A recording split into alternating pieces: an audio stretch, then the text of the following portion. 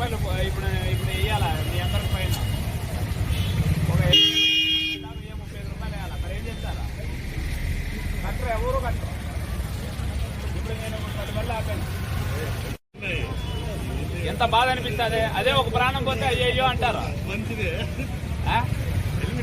ఈ రోడ్డు మీద ఎక్కడ పడినా ఎవడు కుదిరినా కింద పడిపోయి చనిపోతారు. కనీసం ఏదో ఒక ఫ్రాక్చర్ అయితే మెదడు కంటేనే ఒక 7-8 లక్షలు ఖర్చు అవుతుంది. మేము అవేర్నెస్ ఎంత కల్పించినా కాదు, మేమే అడిగిపోతాము. ఏదో సరేలో ఒక 200 రూపాయలు పైన కట్టుకొని పోతారు. కానీ మళ్ళీ మరి ఎన్ని రోజులని చెప్పాలి, ఎన్ని సంవత్సరాలని చెప్పాలి. నేను అనుకోవచ్చు ఎవరైనా మనగా వచ్చి కొడతారు. అందరూ కూడా హెల్మెట్ వేసుకోవాలి, లేకపోతే ఫైన్ వేయాల్సి వస్తుంది. మనం జనవరి 15 నుంచే మళ్ళీ ఫైన్ వేస్తారు.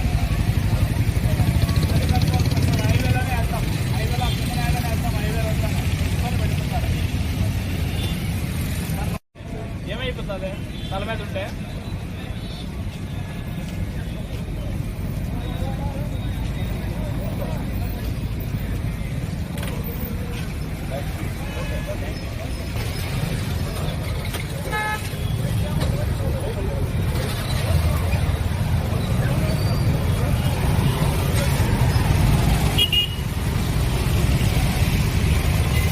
పలమనేరు మరియు గంగవరం మండల ప్రజలకి నమస్కారం.